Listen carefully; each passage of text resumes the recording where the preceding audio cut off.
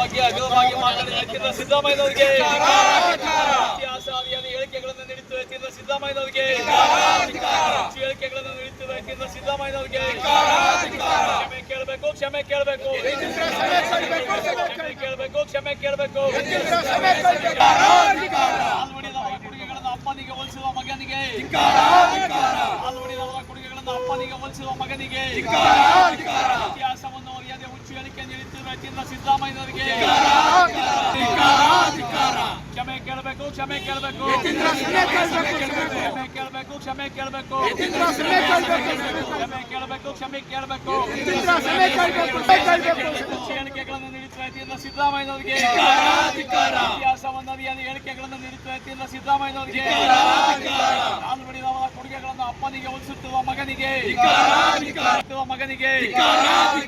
ಏಕೆ ಬೇಕು ಏಕೆ ಬೇಕು ಕ್ಷಮೆ ಕೇಳಬೇಕು ಕ್ಷಮೆ ಕೇಳಬೇಕು ಕ್ಷಮೆ ಕೇಳಬೇಕು ಕ್ಷಮೆ ಕೇಳಬೇಕು ಮಗನಿಗೆ ನಾಲ್ವಡಿದವರ ಕೊಡುಗೆಗಳನ್ನು ಅಪ್ಪನಿಗೆ ಹೋಲಿಸುವ ಮಗನಿಗೆ ಏಕೆ ಬೇಕು ಏಕೆ ಬೇಕು ಕ್ಷಮೆ ಕೇಳಬೇಕು ಕ್ಷಮೆ ಕೇಳಬೇಕು ಹೇಳಿಕೆಯನ್ನು ನುಡಿಯುವ ಐತಿಂದ್ರ ಸಿದ್ದರಾಮಯ್ಯ ಕ್ಷಮೆ ಕೇಳಬೇಕು ಅಗಲವಾಗಿ ಮಾತಾಡಿದ ವೈದ್ಯೇಂದ್ರ ಸಿದ್ದರಾಮಯ್ಯ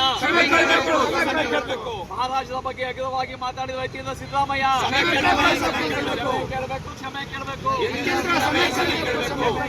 ಕ್ಷಮೆ ಕೇಳಬೇಕು ಇತಿಹಾಸವನ್ನು ಅರಿಯದೆ ಹುಚ್ಚು ಹೇಳಿಕೆ ನೀಡುತ್ತಿರುವ ವೈದ್ಯೇಂದ್ರ ಸಿದ್ದರಾಮಯ್ಯನವರಿಗೆ ಸ್ಮರಿಸದ ವೈದ್ಯೇಂದ್ರ ಸಿದ್ದರಾಮಯ್ಯನವರಿಗೆ ಇತಿಹಾಸವನ್ನು ಅರಿಯದೆ ಹೇಳಿಕೆಗಳನ್ನು ನೀಡುತ್ತಿರುವ ವೈದ್ಯೇಂದ್ರ ಸಿದ್ದರಾಮಯ್ಯನವರಿಗೆ ಬೇಕೇ ಬೇಕು ಬೇಕು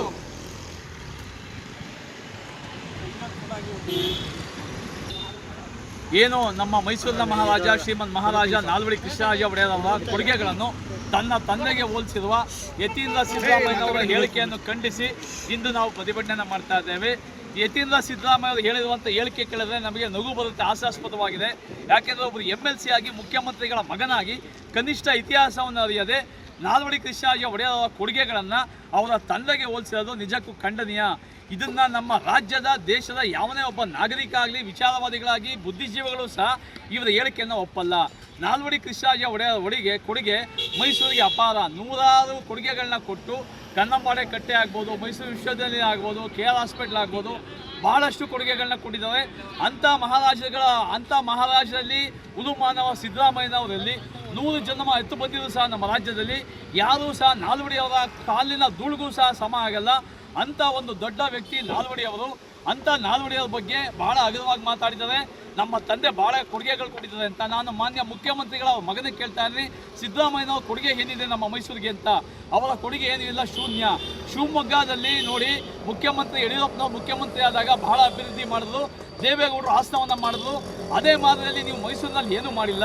ನಾವು 3-4 ವರ್ಷಗಳಿಂದ ಮೈಸೂರಿಗೆ ಒಂದು ಸರ್ಕಾರಿ ಇಂಜಿನಿಯರಿಂಗ್ ಕಾಲೇಜನ್ನು ಕೊಡಿ ಅಂತ ಕೇಳ್ತಾ ಇದ್ದೀವಿ. ನಿಮ್ಮ ಇದಕ್ಕೆ ಕೊಡಲಿಕ್ಕಾಗಿಲ್ಲ. ನೀವು ಮಹಾರಾಜರ ಇದಕ್ಕೆ ಹೋಲಿಸ್ಕೊಳ್ಳೋಕೆ ನೋಡ್ತಿರಲ್ಲ, ಇದು ನಿಜಕ್ಕೂ ಖಂಡನೀಯ.